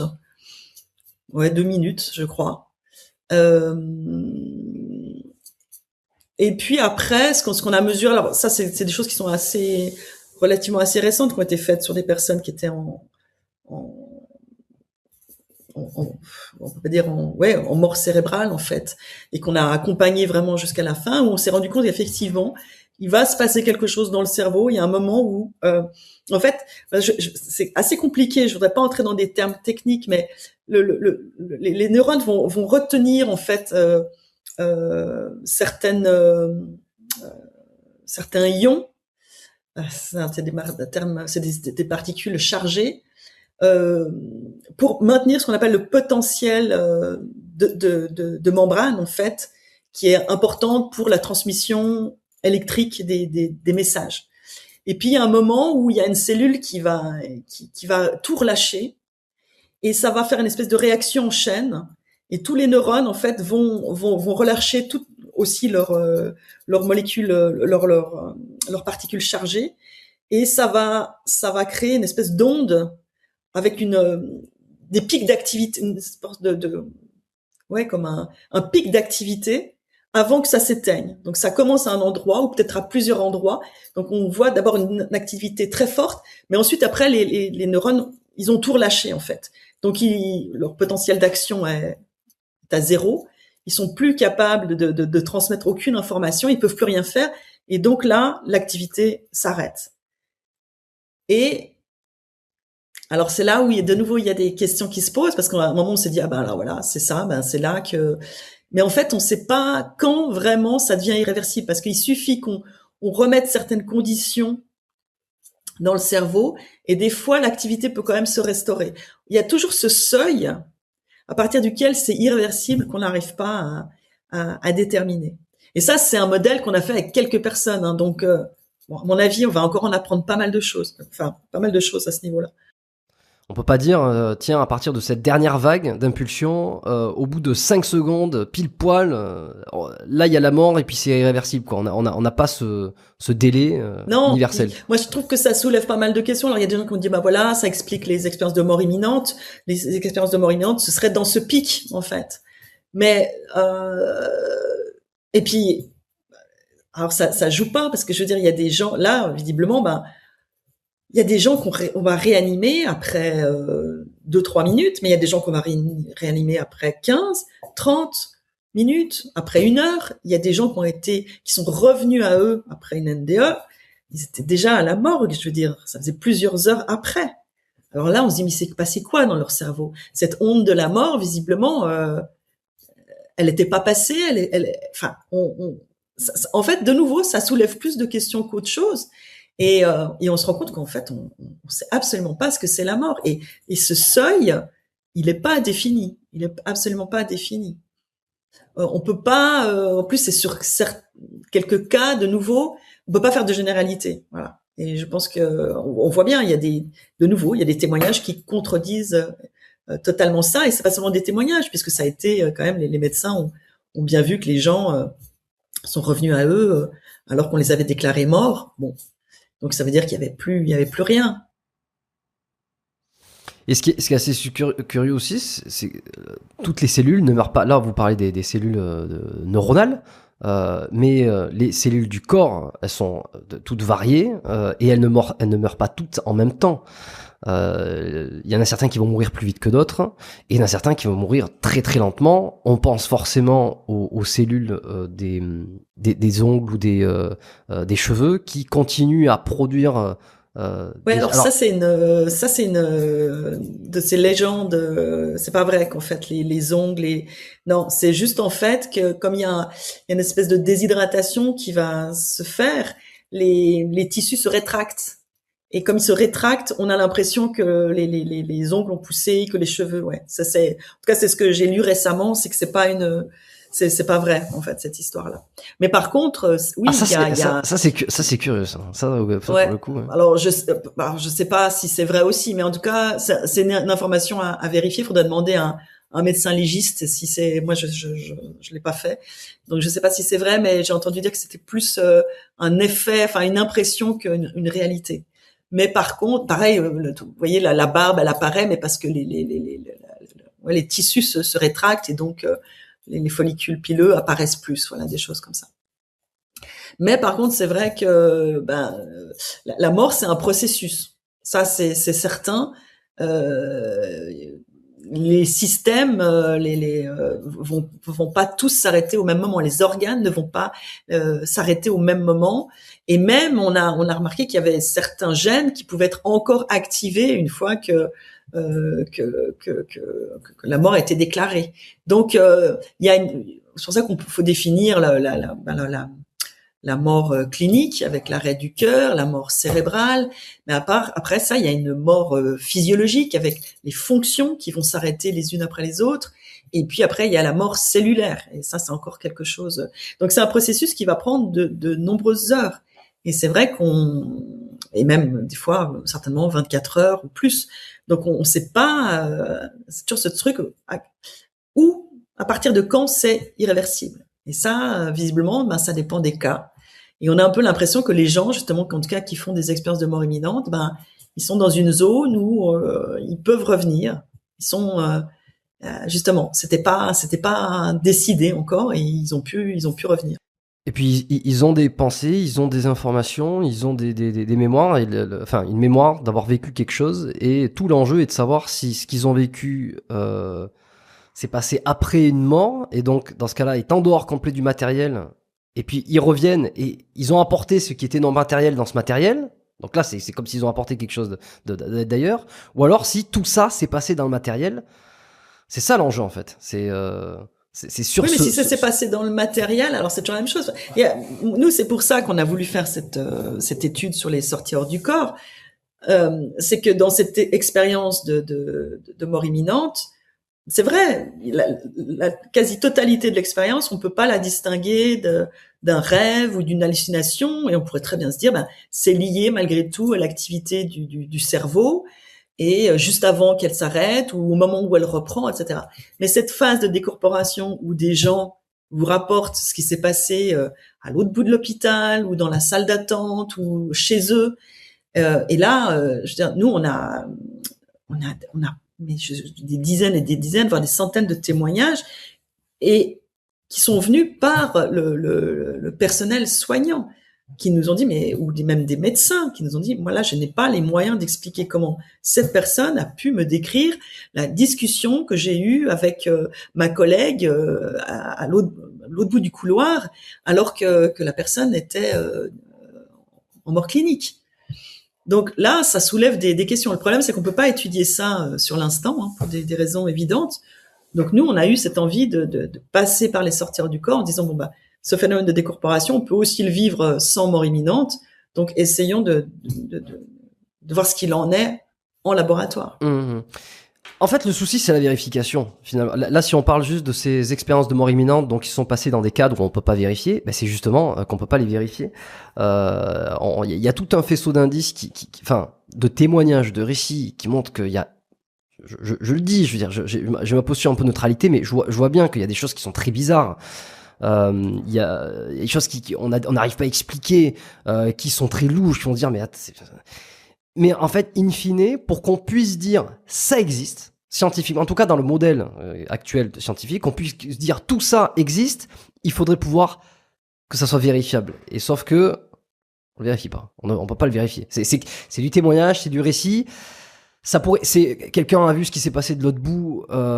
Effectivement, il y a vraiment moyen de se gratter le cerveau, de se dire attends là, il y a vraiment un truc bizarre. Mais malheureusement, tant que c'est pas vérifié, on peut très bien dire pourquoi il y aurait pas un truc qui aurait fuité, pourquoi il a entendu un bruit de couloir. En fait, c'est ça le souci, c'est que on peut pas l'affirmer. Contrôler, c'est pas des conditions contrôlées, donc même en tirant le truc par les cheveux, on peut toujours penser que l'information est arrivée d'une manière ou d'une autre. Effectivement, que la personne était encore inconsciente et que quelqu'un a raconté quelque chose devant lui. Effectivement, pour la science, les témoignages n'ont aucune valeur. Ce qui est un peu dommage, parce que quand on a un témoignage, ok, mais quand c'est des centaines, voire des milliers de témoignages, ça commence à... Moi, je trouve que... Alors, je dis pas que c'est une preuve, mais qu'il y a suffisamment pour qu'on se pose vraiment la question, parce que ça a tellement d'implications, et c'est ça qui est étonnant, et c'est ça qui est désespérant, parce que quand on est scientifique, on devrait être curieux, et quand on vous amène des choses pareilles, et qu'on se dit, mais si c'est vrai, mais ça change tellement de choses, mais pour tout le monde. Mais pourquoi on se donne pas les moyens? Parce que on n'a pas effectivement cette preuve, mais parce qu'on se donne pas les moyens de la chercher. Je veux dire, on pourrait à grande échelle équiper les hôpitaux avec des systèmes pour essayer de faire des validations. Ça a été fait à petite échelle par Sam Parnia, qui est un chercheur dans le domaine, qui a équipé des salles d'opération avec des cibles près du plafond, en espérant que une personne dans une salle équipée aurait un problème pendant l'opération, un arrêt cardiaque, ferait une NDE, dans sa NDE aurait une sortie de corps, dans cette sortie de corps irait se balader au bon endroit, ce qui n'est pas forcément le cas, verrait la cible, ça l'intéresserait, alors qu'en fait elle vit un truc de dingue, mais elle se serait intéressée à un truc qui en général, en gros, un carré sur un fond blanc, enfin je dis n'importe quoi, mais des choses qui sont pas forcément très intéressantes, et la mémoriserait, et en plus aurait envie de raconter ça à son retour. Donc son expérience, il l'a menée pendant je sais plus combien d'années, ça n'a pas abouti. Il y a eu un cas de sortie de corps, et la personne, alors, par contre, elle a donné des détails sur le chirurgien qui avait une calvitie et puis d'autres trucs, et qui n'avait pas de chaussons, je sais plus quoi. Peut-être que je mélange, mais en tout cas, elle a donné des informations comme ça, mais par contre, elle a rien dit sur la cible.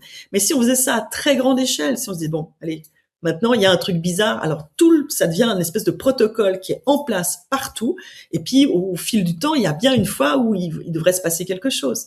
On le fait pas. C'est ça, c'est qu'on traite ça avec mépris, voire dérision. Bon, ça a beaucoup changé.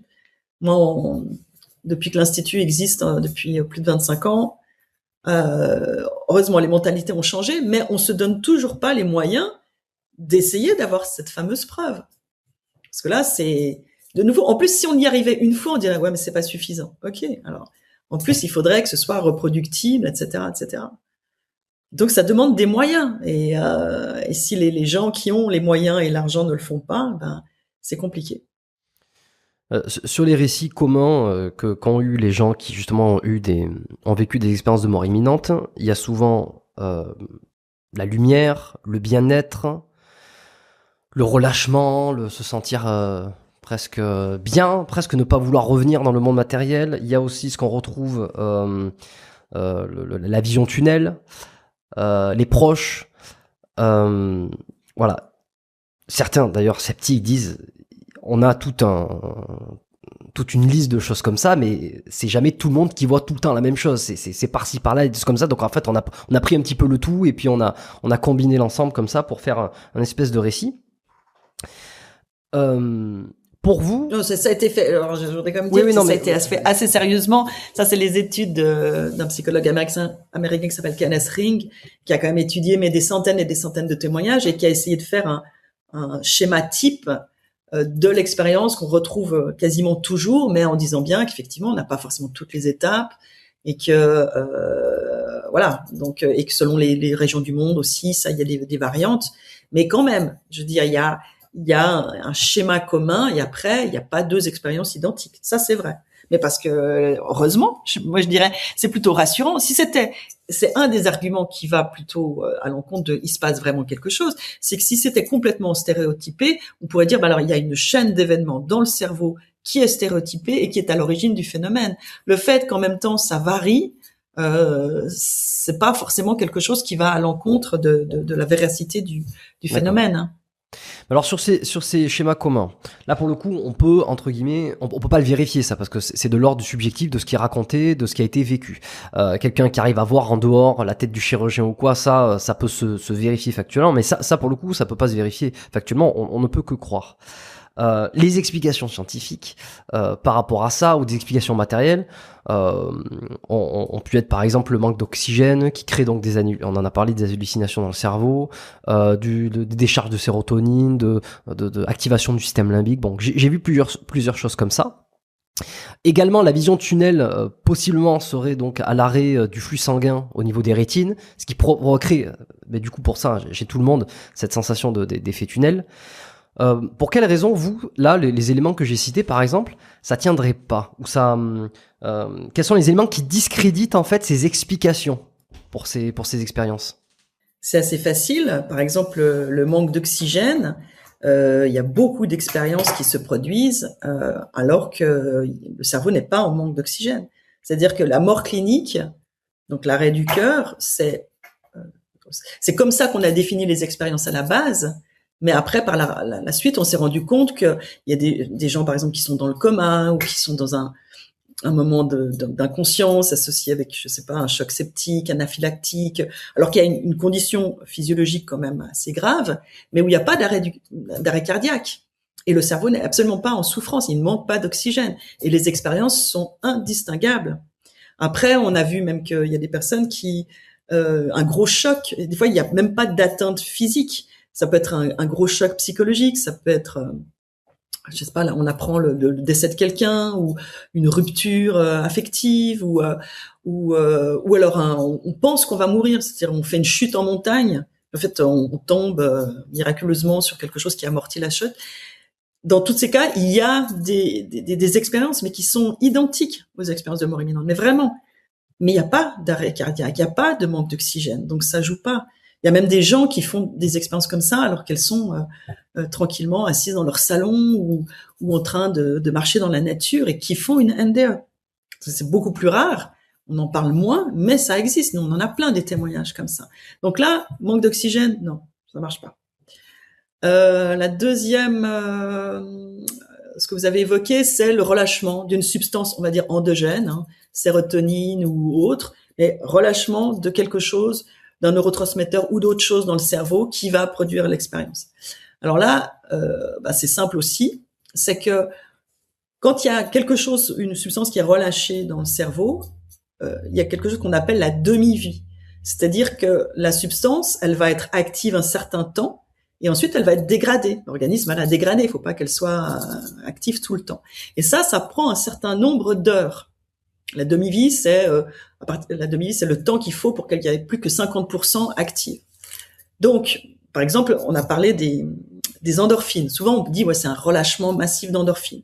Il y a des études qui ont été réalisées sur des patients cancéreux à qui on a administré de la bêta-endorphine dans les derniers jours pour les soulager. Et on a mesuré que dans certains cas, ces endorphines étaient actives, alors en tout cas plus de 24 heures, mais parfois jusqu'à 72 heures.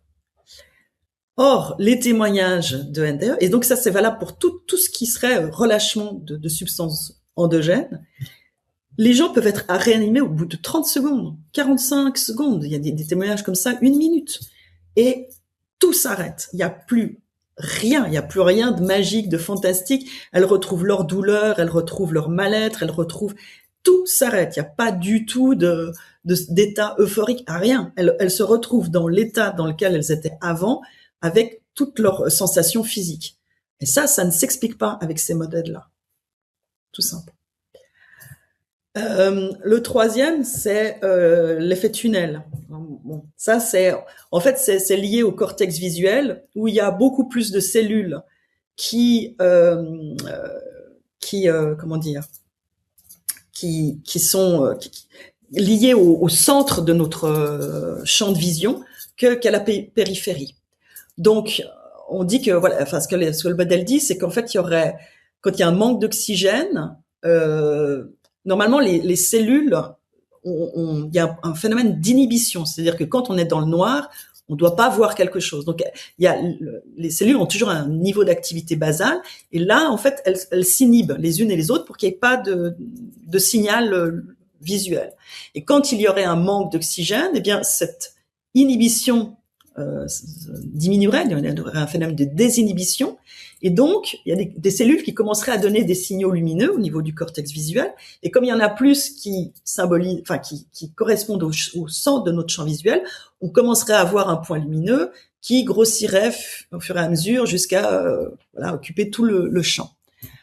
Alors ça c'est bien, ça va pour quelqu'un on peut dire ça, qui est quelqu'un qui a vaguement lu un témoignage où la personne dit oui, j'ai vu de la lumière au bout du tunnel.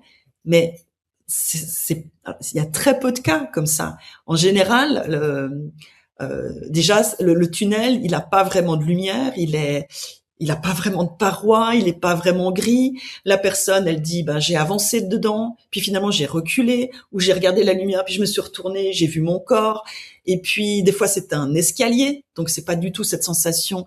Donc, de nouveau, dans un cas de figure, oui, ça peut marcher, ça pourrait marcher, mais dans plein d'autres cas, ça marche pas du tout.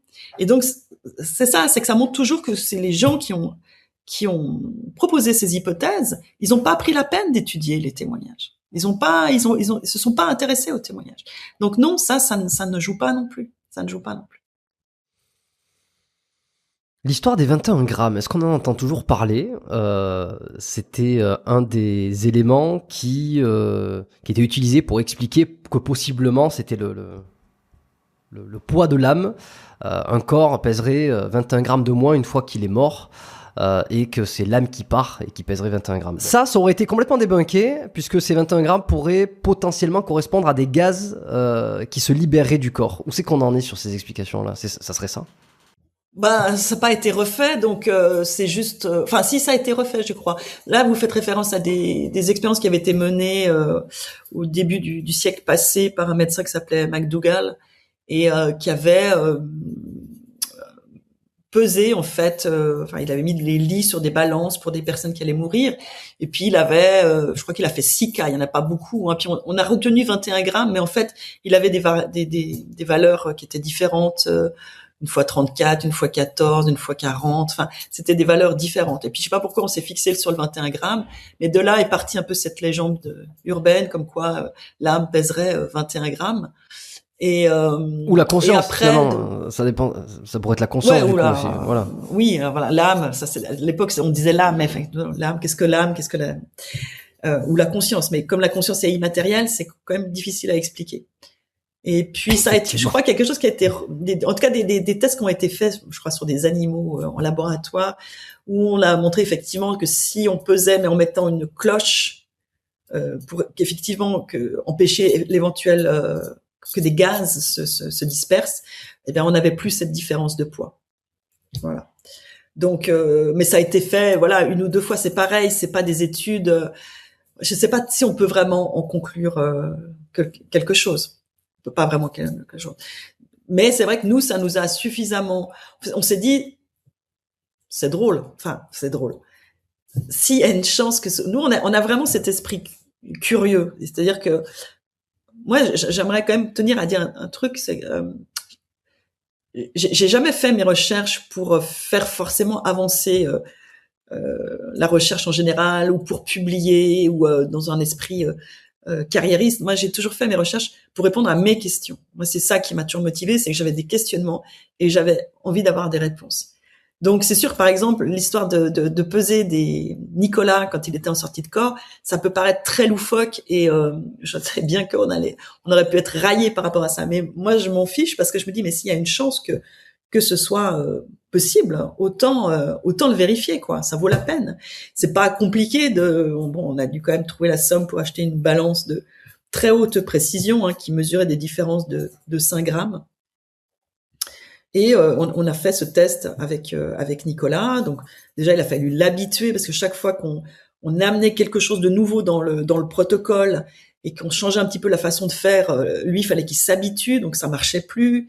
Il était électrosensible, donc la balance, elle était reliée à un ordinateur, donc tout ça le perturbait. C'était très compliqué. Et puis quand tout a été prêt, j'en parle parce que c'est vrai que ça nous a quand même troublé ce truc.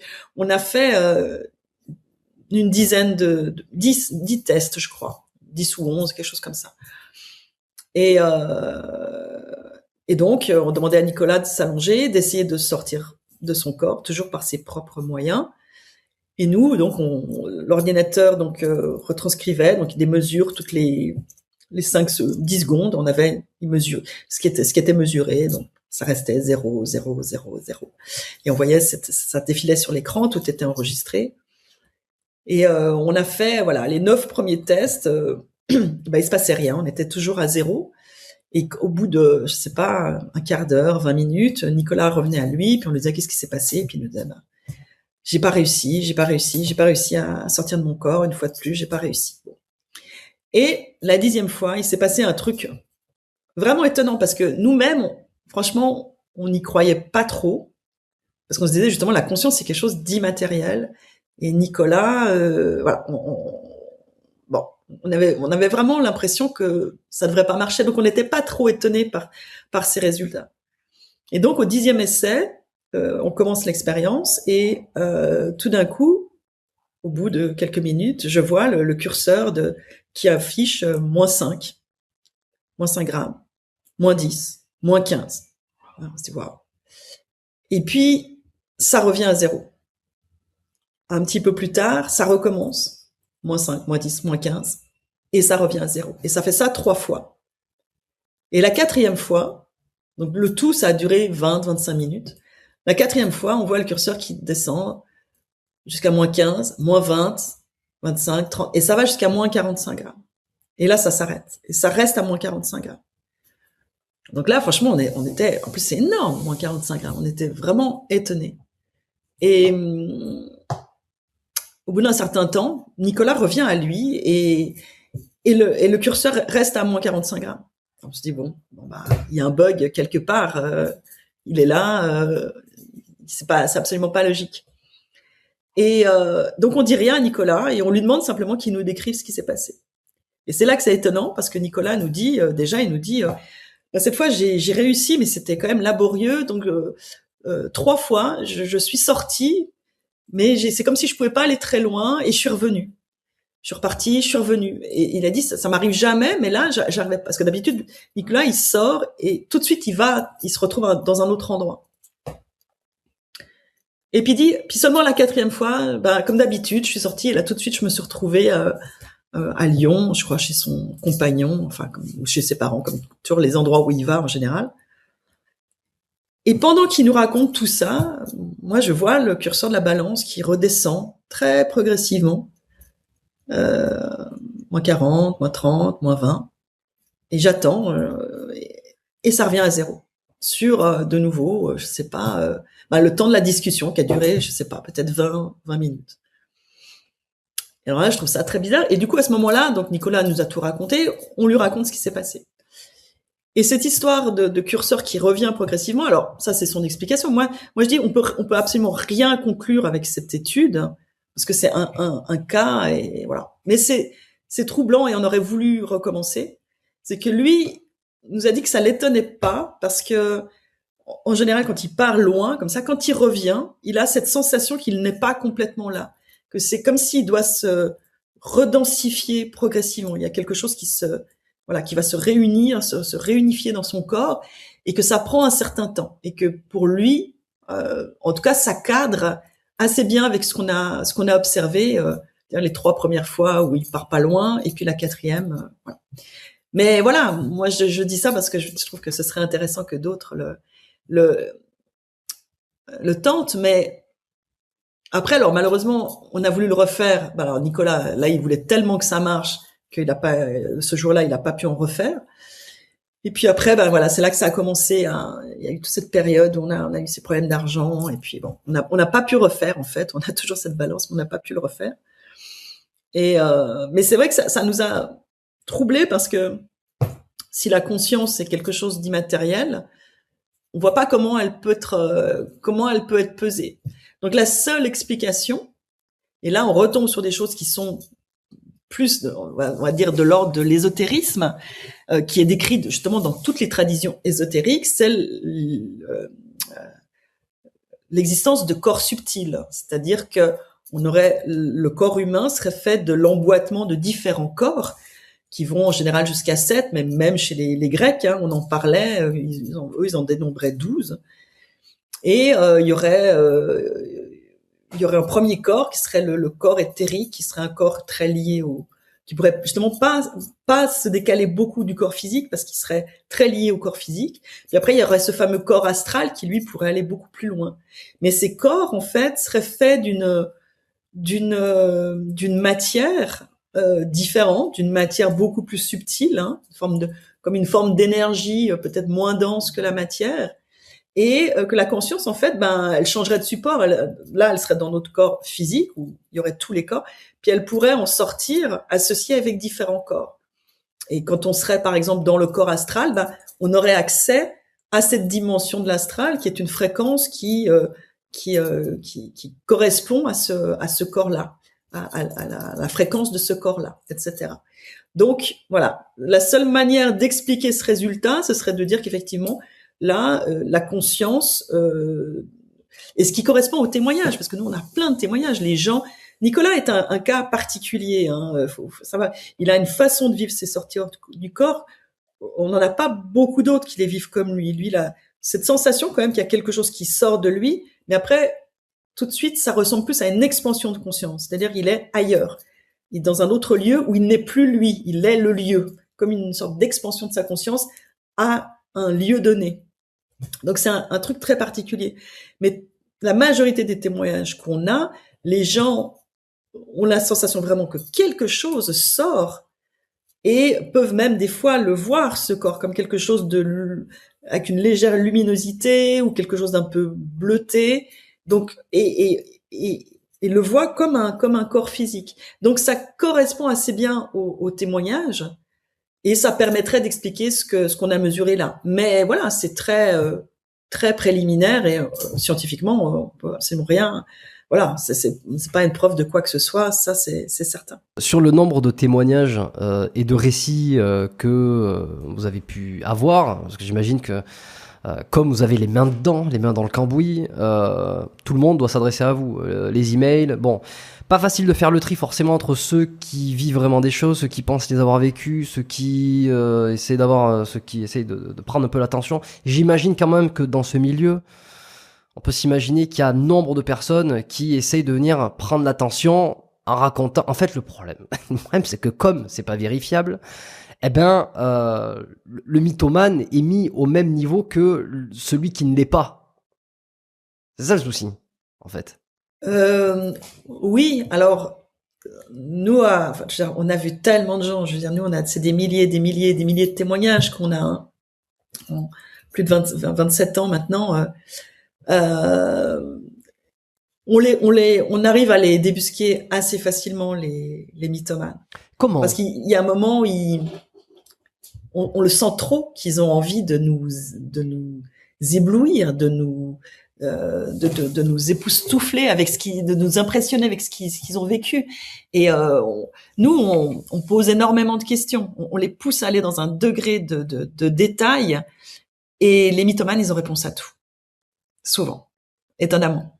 Alors que les gens qui ont vécu vraiment quelque chose, souvent, ils butent parce que ils arrivent justement dans des ressentis qui sont extrêmement difficiles à décrire et ils sont bien empruntés, en fait. Et ils essayent d'utiliser, et ils vont passer 20 minutes à essayer de décrire un truc, parce que ça leur tient à cœur, mais il y a quelque chose après, c'est de l'ordre du ressenti. Nous, je dirais, il y a une espèce de feeling. Alors, je dis pas peut-être qu'une fois ou deux, on s'est fait abuser, mais on passe quand même, quand on sent qu'il y a quelque chose d'intéressant, ou quand on sent qu'il y a un doute, on passe facilement 4 heures avec la personne, des fois plusieurs fois 4 heures.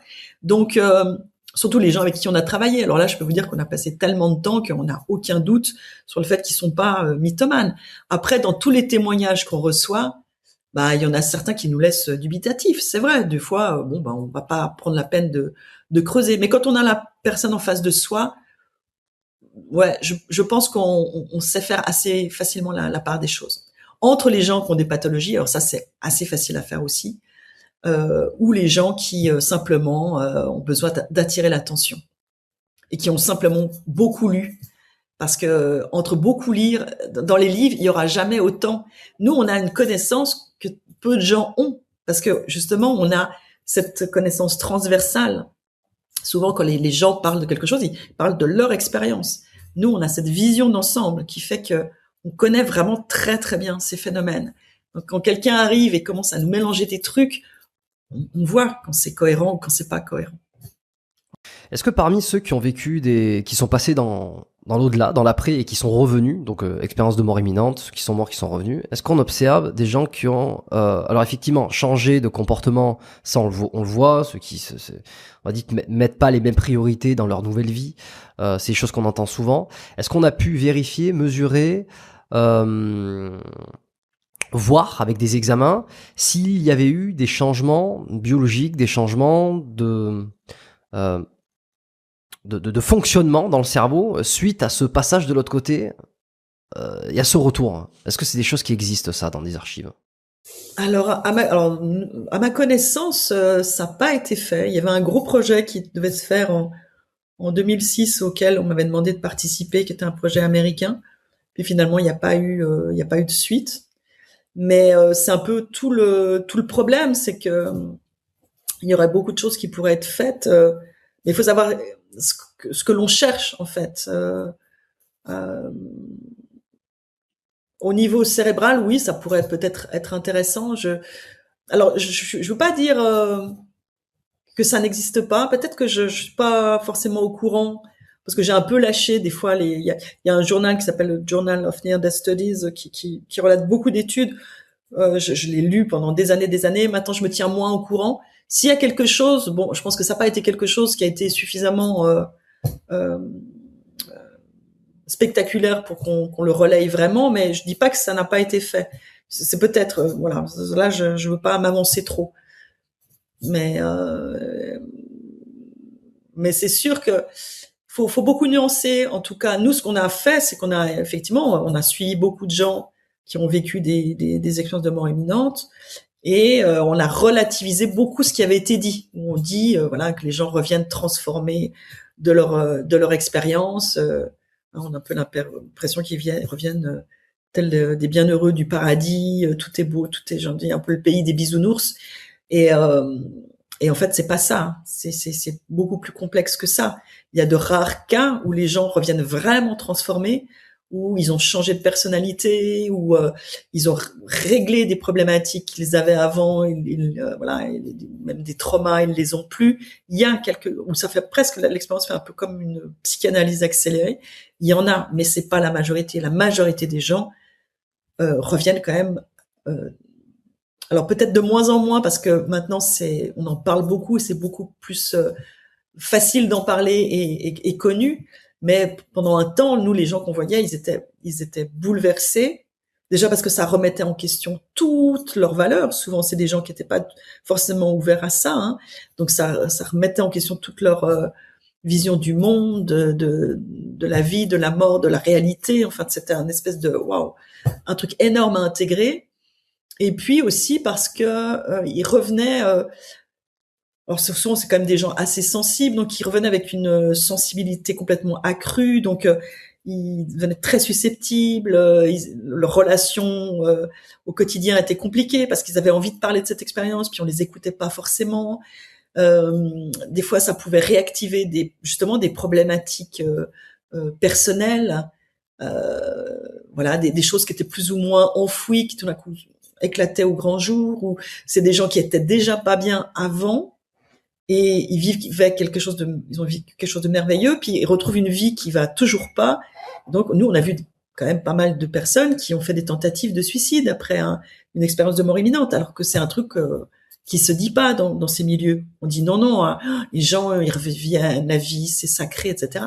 Oui, beaucoup, mais il y a des gens où le quotidien est redevenu tellement difficile après qu'ils se sont dit, mais moi, j'ai qu'une envie, c'est repartir là-bas, et qui ont fait des tentatives, et certains qui ont réussi. C'est des cas qu'on nous a rapportés où des gens, voilà, se sont suicidés après une expérience de mort imminente. C'est pas la majorité, mais ça arrive aussi. Donc, faut nuancer. C'est compliqué. C'est encore compliqué de vivre une expérience comme ça parce que ça chamboule énormément. On n'est effectivement plus le même. Il y a des gens il y a beaucoup de gens qui rapportent l'apparition de dons. Alors, ça n'a pas été étudié scientifiquement, hein, de nouveau, mais c'est souvent des dons qui sont pas faciles. Nous, souvent, ils nous disent, mais moi, j'aimerais bien que ça s'arrête. Par exemple, ils disent, moi, je croise des personnes et je sais qu'elles vont mourir. Je fais quoi avec cette information? Qu'est-ce que j'en fais? Ça sert à quoi que j'ai ce don? Ou alors, je vois, la nuit, je me réveille, je vois un crash aérien. Comment j'ai pas les moyens de l'arrêter. Donc, c'est des trucs qui leur pourrissent la vie. Faut prévenir, là, hein. Faut préciser. Voilà. Si vous voit un crash, là, faut prévenir. Bah oui, mais prévenir qui? Ils savent pas quel avion, ils savent pas la compagnie, ils savent pas quand, est-ce que c'est dans 2 jours, voilà. Et puis le lendemain, bah voilà, ils voient ça au journal et ils disent, bah voilà, c'est ce que j'ai vu. Ou des catastrophes, des fois ça a été des catastrophes naturelles. Mais voilà, donc souvent c'est compliqué, hein. C'est pas l'après, il y a des gens qui nous disent, mais c'est pas un cadeau, quoi. Ça peut paraître un cadeau, mais il y a toute une phase, et c'est pour ça que c'est hyper important d'être bien accompagné. Alors maintenant, les gens peuvent plus facilement en parler, mais d'être accompagné, et souvent il y a un travail psychothérapeutique, parce que moi, c'est ça qui m'a intéressée. Au début, c'est vrai que je suis partie avec cette démarche scientifique, parce que c'est ma formation, mais je me suis rendu compte que finalement, ce qui était le plus important, c'était d'aider les gens à en faire quelque chose. C'est qu'on s'est rendu compte qu'en fait, dans ces expériences, souvent, il y a des clés de compréhension par rapport, justement, à des schémas de fonctionnement, par rapport à des traumas, par rapport à des conditionnements, et qu'on peut aider les gens à comprendre ce que cette expérience leur dit d'eux, et les aider non seulement à se transformer, et ensuite à intégrer cette expérience. Et finalement, c'est le travail que l'on fait depuis des années à IceNoé, et qui finalement, je trouve, est le plus gratifiant, parce qu'effectivement, la recherche, on se rend compte que ça stagne, alors que ça aide concrètement les gens, c'est utile. Et si on met de côté le facteur humain, aujourd'hui, il n'y a pas d'appareil, de mesure qui permet d'essayer de voir s'il y a des mondes parallèles, des fréquences. La question peut paraître bête, mais je prends évidemment un élément de la pop culture dans les films qu'on voit, les films d'horreur.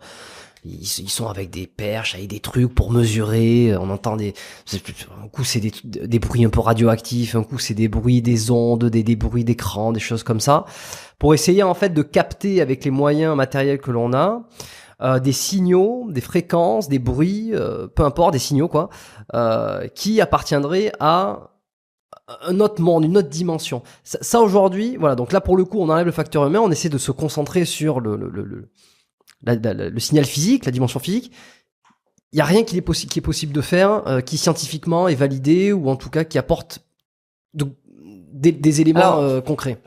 Mesurer des choses qui seraient dans d'autres dimensions, non, parce que déjà, on ne sait pas si elles existent, et puis on n'a pas les moyens de les mesurer.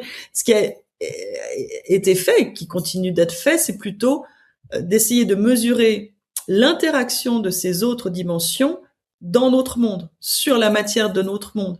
Donc il y a par exemple tout le domaine de la TCI, de la transcommunication instrumentale, où là, avec différents moyens, ils essayent de mesurer, d'enregistrer ce qu'on appelle par exemple les voix paranormales. C'est des voix de défunts qui utiliseraient, puisqu'ils n'ont plus de cordes vocales, qui utiliseraient, par exemple, c'est beaucoup fait avec les bruits blancs, qui arriveraient à jouer sur les fréquences pour avoir créer des syllabes, par exemple, et faire des mots et voir des phrases. Et là, il y a beaucoup de recherches qui ont été faites. Par exemple, en Italie, il y a des instituts de recherche qui sont très pointus. Là, alors je suis pas une spécialiste, donc je veux pas dire de bêtises. On en parle pas mal dans notre livre Connexion. On en a parlé, mais j'ai un peu oublié parce que ça fait quand même 3 ans qu'on l'a rendu. Mais il y a des études assez pointues qui ont été faites où on a mesuré que ces voix entre guillemets qui ont été enregistrées, alors non seulement elles ne correspondent pas on peut pas dire ah oui, mais en fait ils ont capté, c'est des émissions radio qui ont été captées, etc. Parce que c'est des sons qui ne correspondent pas à la gamme des fréquences associées aux voix humaines, par exemple, ou dans le débit, parce que des fois il y a des phrases. Il y a un débit qui est caractéristique, mais qui n'est pas celui justement qui est très aléatoire de la voix humaine qui varie, etc.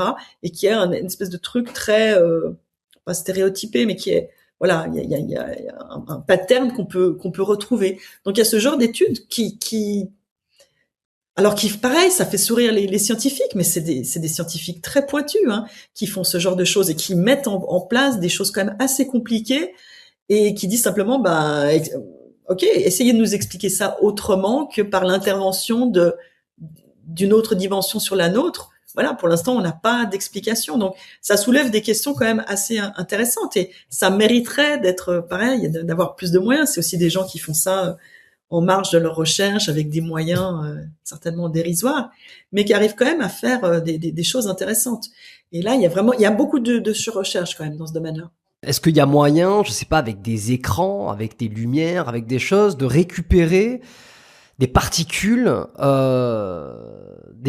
qui se manifesteraient donc dans la matière, mais avec une cause dont on n'arriverait pas à comprendre et qu'on arriverait à le montrer visuellement?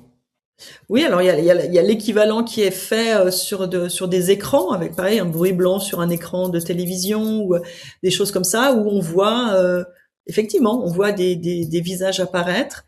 Je ne sais pas s'il y a de la recherche aussi pointue qui a été faite, comme je l'ai dit là, pour mesurer justement est-ce que ça pourrait venir, on aurait capté quelque chose qui vient d'ailleurs. Bon, là. En l'occurrence, c'est des visages qui apparaissent. Des fois, les gens reconnaissent alors leur défunt. C'est toujours la même chose. Après, il y a l'interprétation. C'est pour ça que il y a l'interprétation. Il y a ce phénomène de pareidolie où on sait que le cerveau, quand il voit quelque chose, il a tendance à essayer de lui donner du sens. Donc, il va rapporter ça à quelque chose dans sa base de données qui ressemble. Donc, au niveau des sons, justement, moi souvent quand on écoute ces enregistrements, moi j'entends rien. Alors il paraît qu'il faut se faire l'oreille, mais au moins s'il y a des appareils qui les mesurent, voilà, moi je fais plus confiance aux appareils que nous, parce que notre cerveau il aura tendance à avoir des choses. Et dans ces images, c'est vrai que moi ça m'a jamais vraiment convaincu, mais je dis pas que c'est pas juste. Peut-être. Après, je n'exclus pas qu'on le crée. Et ça, moi, pour moi, la conscience est extrêmement créatrice. Donc, si on veut voir quelque chose, non seulement on peut l'interpréter, mais je pense qu'on peut influencer la matière. Ça, c'est quelque chose qui pourrait être une explication aussi. Je dis pas que c'est ça, mais je pense que quand on fait ce genre de recherche, il faut en tenir compte. Il y a je sais plus en quelle année c'était, dans les années 60, je crois, il y avait un jeune homme qui avait été étudié, qui était assez étonnant. On lui présentait un appareil photo avec une pellicule vierge, et il se concentrait sur quelque chose. Par exemple, je crois qu'il y avait un test qui avait été fait avec une locomotive. Donc, il visualisait une locomotive Et quand on développait la pellicule, il y avait une locomotive qui était apparue sur la pellicule, par exemple. Donc il le crée par sa volonté. Alors, on peut peut-être créer des choses de manière volontairement, mais on peut peut-être créer des choses involontairement. C'est-à-dire que quand on a trop d'attentes, peut-être qu'inconsciemment, on crée des choses. Et ça, c'est un facteur dont il faut tenir compte dans tout ce type de recherche sur les phénomènes psy et paranormaux. Ça, c'est... Voilà. Si la conscience est tout, on en revient toujours à ça, si la conscience est tout et qu'elle crée tout, elle crée la matière, mais nous, à notre propre échelle, on crée aussi. On est créateur de notre réalité, on est co-créateur de notre réalité. Donc, dans ces phénomènes-là, c'est un biais dont il faut tenir compte. Ça ne veut pas dire que tout est créé, hein. Pas du tout. Je pense qu'il y a des pistes de recherche très intéressantes à ce niveau-là. Bon, pour finir, quelle est votre opinion personnelle, ou disons, quelle est votre conviction profonde quant à l'existence de l'au-delà, de la vie après la mort, de l'invisible? Et surtout, la question, c'est au-delà de tous les témoignages, les récits, donc le facteur humain auquel vous avez eu accès, est-ce qu'il y a d'autres éléments qui vous ont convaincu d'une existence d'un au-delà et justement d'une conscience qui ne serait pas créée par le cerveau? Quelle est votre conviction profonde et qu'est-ce qui vous a fait basculer sur ces 10, 15, 20, 25 dernières années, par exemple, sur ce sujet-là? Alors, moi, j'ai vraiment douté très très longtemps, hein. Je pense que les 15 premières années, j'ai tout le temps remis en question. Chaque fois que je trouvais que l'explication la plus juste, c'était ça, qu'une conscience indépendante du cerveau. Parce que j'ai été formatée comme ça déjà. Bon, peut-être c'est ma nature, mais j'ai été formatée par ces 10 années, enfin plus 12 années universitaire, à toujours douter, à remettre en question. Donc j'ai vraiment vraiment longtemps douté. Et mais là, je vais être obligée justement pour aller plus loin dans la réponse je retire ma casquette de scientifique. Hein, je vais parler en tant qu'être humain et je ne suis pas qu'une scientifique. D'ailleurs, j'aime pas dire que je suis une scientifique. J'ai une démarche scientifique, une formation scientifique, mais je pense que j'ai justement un rapport au réel qui est beaucoup plus intuitif. Et c'est ça d'ailleurs quand j'étais très jeune, des ressentis, des choses qui me perturbaient, qui m'a amené à des questionnements et je suis passée par la science pour y répondre. Finalement, j'ai pas trouvé de réponse, mais par contre, ces ressentis sont revenus petit à petit. À force de côtoyer des gens, je pense qu'il y a des résistances qui tombent. Et petit à petit, j'ai vécu moi-même certaines expériences, soit spontanément, sans les rechercher. Moi, j'ai jamais rien recherché. Soit à travers la méditation, avec des expériences vraiment profondes en méditation. Et là, c'est entrer dans un vécu. Et moi je dis toujours, quand on est dans cette part de soi qui est vraiment le ressenti profond, on n'a plus de doute. Après, si je me remets dans mon mental, il pourrait encore me dire ouais, mais là, peut-être que tu t'es inventé les choses. Mais si je suis dans le ressenti, je n'ai absolument aucun doute. Voilà. Donc par exemple, bon, les expériences en méditation, ce serait un peu long à expliquer, mais par exemple, cette sensation d'être autre chose que ce corps, d'être autre chose que ce je l'ai vécu profondément en méditation. Le fait d'être en contact avec le tout, je l'ai vécu aussi, pas aussi fort que certaines personnes qui font vraiment des expériences de fusion. Moi, ça n'a pas été à ce niveau-là, mais j'ai vraiment vécu des états profonds où je l'ai touché du doigt. Et pour moi, ça a été, à ce moment-là, c'est une évidence. Après, des petites expériences, j'ai eu quelques sorties hors du corps la nuit que je n'avais pas recherché. J'ai des fois eu des sensations de présence de personnes décédées. Je peux pas imaginer que je l'ai inventé ou que c'est c'est un tel sentiment, une telle évidence, et puis avec des messages qui sont venus, qui déboulaient dans le fil de mes pensées, qui n'étaient clairement pas à moi. À ce moment-là, on peut pas en douter. On peut pas en douter.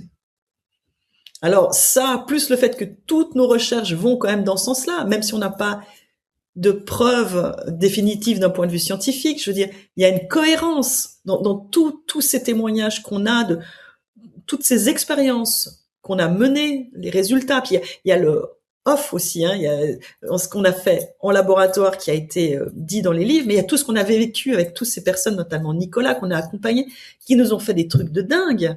Moi, je pourrais faire 3 livres avec toutes les expériences qu'on a vues, qui nous ont bluffés, qui nous ont interpellés. Tout ça fait quand même une extrême cohérence, et plus ces expériences personnelles, moi, c'est plus qu'une conviction, là, c'est un ressenti intime que notre réalité, elle s'étend bien au-delà de ce monde visible qu'on peut toucher, entendre, voir, qu'il y a quelque chose de beaucoup plus grand, et que la conscience imprègne tout ça, est tout ça. Et ça, c'est le ressenti que j'avais quand j'étais très jeune, sur lequel j'arrivais pas à mettre de mots, mais ce sentiment de cette présence, de cette conscience partout, j'ai toujours ressenti. Alors, même si vous êtes un petit peu refroidi sur le test scientifique, le protocole scientifique pour essayer de publier, pour essayer de faire avancer les choses, est-ce qu'il y a quand même des projets, est-ce qu'il y a quand même une orientation de votre côté des choses qui vont venir sur 2026, 2027, pour quand même essayer de faire éclore peut-être un peu plus de vérité, d'information? Oui, parce que c'est vrai qu'il y a un temps, je me suis dit, à quoi ça sert de continuer la recherche scientifique? Il vaut mieux aider les gens à entrer dans un vécu intime pour se faire une idée par eux-mêmes. Et donc ça, je le fais aussi, j'accompagne des gens, mais mon collègue aussi d'ailleurs. Et puis finalement, cette démarche scientifique, ça fait quand même partie de moi, et je pense que ça peut quand même être utile. Quoi qu'on fasse, on va être critiqué, parce qu'on fait ça quand même avec les moyens du bord, mais je pense que c'est quand même un travail de pionnier. Je pense qu'avec notre livre Voyage aux confins de la conscience, on a quand même aidé beaucoup de gens qui se sont retrouvés dedans. On a ouvert quand même l'esprit de certains. Et alors c'est sûr que les sortir du corps, Nicolas déjà n'a plus trop envie de se prêter encore à ça. Peut-être que maintenant il aurait de nouveau envie, j'en sais rien, mais on est passé à autre chose. Et on a un nouveau projet qui serait effectivement vraiment révolutionnaire s'il aboutit, mais il va prendre un certain nombre d'années. Donc pour l'instant je peux pas en parler. Mais je le fais parce que effectivement, moi j'en ai pas forcément besoin. Mais voilà, ça me plaît quand même de le faire. Et puis je pense que pour certaines personnes, c'est important d'avoir d'apporter quand même ce sérieux et ce cadre scientifique dans des sujets comme ça un peu marginaux. Et puis voilà, si tout va bien, je pense qu'on en fera un livre. Publier, ça va de nouveau être très compliqué. Et puis on sera attaqué certainement une fois encore, mais il y a d'autres gens à qui ça va leur permettre peut-être de pouvoir s'ouvrir à ça. Parce que pour moi, au bout du compte, si vous voulez, la preuve scientifique, elle a pas vraiment de sens, parce que je pense que il y aura jamais aucune preuve, même si c'est fait par des labos reconnus, il y aura jamais aucune preuve qui pourra complètement satisfaire tout le monde, parce que de toute façon la notion de preuve en science, elle est quand même sujette à caution. Je veux dire, elle est jamais définitive. On prouve des choses dans un certain contexte, mais on sait qu'il y a plein de choses qui ont été remises en question par la suite. C'est jamais définitif. Donc je pense qu'il y aura jamais aucune preuve. Mais par contre, ce qui est intéressant, moi je pense, maintenant c'est mon discours, c'est tout ce cheminement intérieur, moi, que ça m'a permis de faire, et qui m'a apporté beaucoup plus dans l'ouverture à ces possibles que ne l'aurait fait une preuve scientifique. Donc j'invite les gens à s'engager dans cette voie, et puis à voir ce que ça provoque en eux aussi. Est-ce que ça résonne en eux? Si ça résonne pas du tout, voilà, ça résonne pas du tout. Mais je pense que c'est plutôt ça qui est intéressant, c'est tout ce chemin intérieur que ça nous fait pour approcher cette vérité, en fait, quelle qu'elle soit. Pour que vous arrivez ou non à prouver via un projet, via une étude, via un test, l'existence d'un au-delà, la bonne nouvelle dans cette histoire, c'est que à la fin, on saura tous ce qui se passe derrière. Mais il va falloir attendre la fin. Exactement. Voilà, on saura tous un jour ou l'autre. Voilà, c'est sûr. Mais c'est vrai, quand on voit la peur que suscite encore la mort dans notre société, si on pouvait avoir un peu plus de certitude de son vivant, je pense que les gens vivraient mieux. Et peut-être aussi qu'on ferait moins n'importe quoi sur cette planète, parce que si on envisage que la mort c'est pas la fin de tout, ben on peut plus dire bon ben voilà, j'ai 80, grosso modo j'ai 80 ans, 90 ans devant moi, je profite un maximum, je fais n'importe quoi, puis après je m'en fiche, parce que ça soulève la question de nouveau du sens que vous avez abordé au tout début. Mais alors c'est quoi le sens de l'existence s'il y a quelque chose après? Si ça s'arrête pas, est-ce que ça est important alors ce que j'ai fait dans cette vie?